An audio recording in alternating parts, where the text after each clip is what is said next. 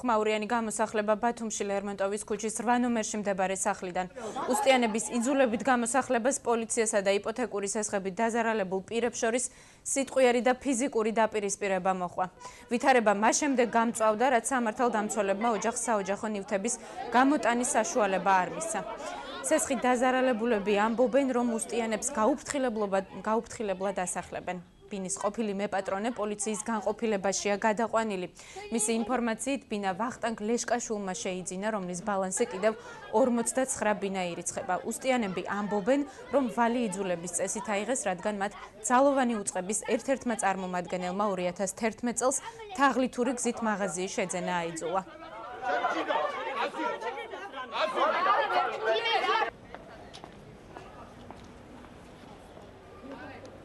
15-ში გამოსახლება იყო, მთავრობა მითომ გადაუდო და დღეს დილიანად დაადგენ თავზე გაფრთხილების გარეშე. რომ გასახლებ თუ არ გასახლებ. საერთოდ არავინ მარისოდა რომ დღეს გაფრთხილებ. გუშინ უზენა ეს საბჭოში.